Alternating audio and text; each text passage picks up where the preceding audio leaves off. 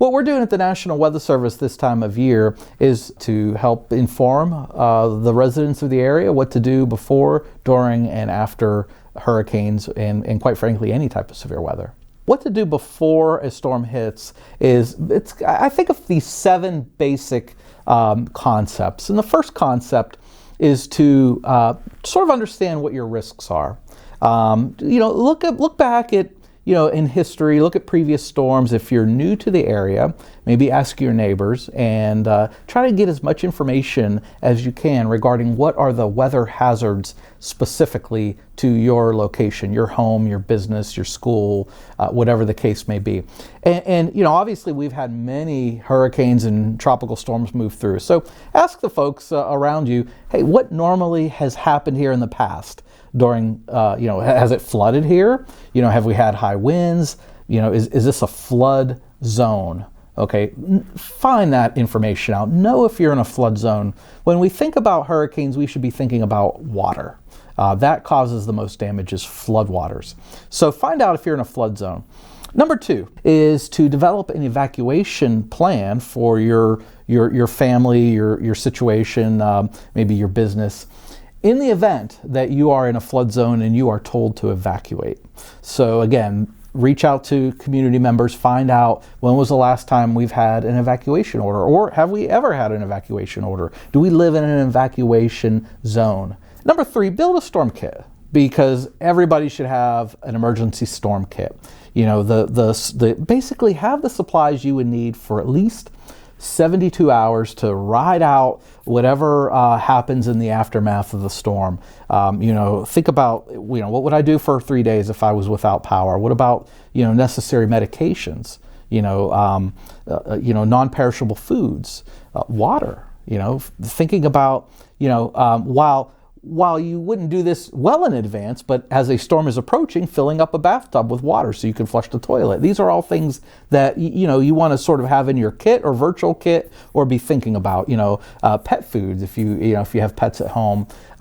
Make sure that you have all your insurance paperwork handy and available in case you do have damage. And then sort of phase 4, thinking about those phases, is, speaking of insurance, is to get an insurance checkup. Make sure that you have adequate insurance for your home, your business, your property. Flood insurance is really a good thing to have, because when we talk about tropical storms and hurricanes, again, think water damage. In the last 20 years and prior to that even, it's always the water that causes the most damage, the floodwaters. Number 5 is to secure your property, strengthen your home, strengthen your property area.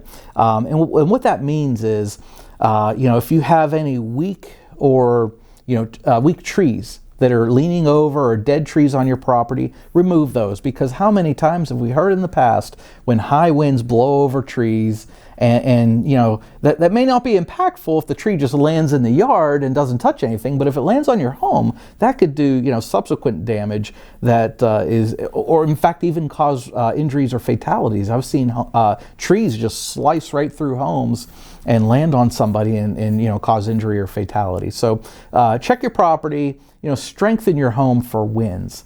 Number 6, help your neighbors, help your community. There's a lot of folks who can't do these steps on their own.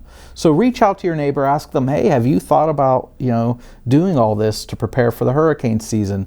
If you have any elderly neighbors or relatives that need help completing these tasks, take time to reach out to those folks and make sure everybody around you that is prepared. And then finally, number 7, put it all on paper, write it down. Build a plan, as we say. Make a severe weather safety plan so it's all on paper, so that you have something to reference when the storm's coming, and you can just grab your plan out and look through it and say, okay, yeah, I did all these things. I've done everything I could do to get ready. Now we're just gonna, hope for the best, But also, PwC's website, is got some really great plans and are ready to be utilized by the folks in the area. Okay, so when the storm is here and it's affecting us, the thing you want to do is stay informed. Flip on the TV, listen to the local news coverage. which generally goes wall-to-wall coverage during hurricanes. Now, for example, if a tornado warning is issued at any stage during the hurricane, you want to take your tornado warning precautions. You take action. Anytime we issue a warning, that's the action stage.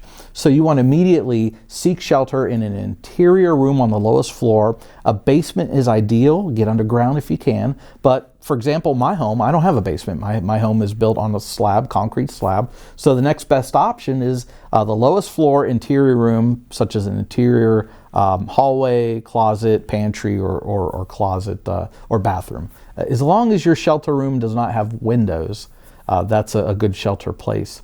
And that brings me to NOAA weather radios. It's always good to have a NOAA weather radio to keep informed about the weather that's occurring and as a resource for any weather watches, warnings, and advisories that are issued. So the best thing to do when the storm is hitting is to kind of just to stay home, stay off the roads.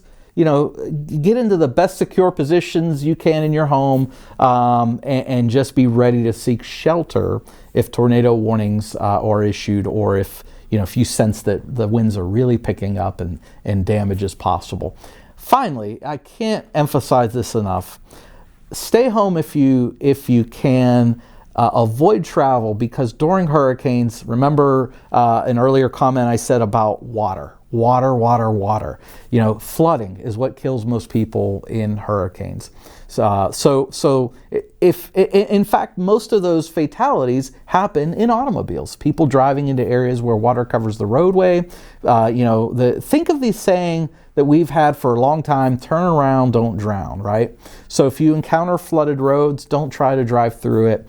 Even if it looks, passable, you never really can tell what the condition of the road underneath is. So after the storm, there are often many weather hazards that will continue. For example, freshwater flooding can inundate an area for a long time. It can take, days, weeks, even months for floodwaters, say from river flooding, for example, to recede.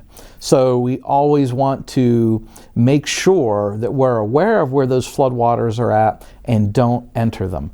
But also, during the recovery phase, oftentimes, we'll see the sky clear out and the temperatures warm up. And so heat can be a hazard during the recovery phase of tropical storms and hurricanes. So while we may want to rush to get everything back in order, to get your property cleaned up, the trees cleared out,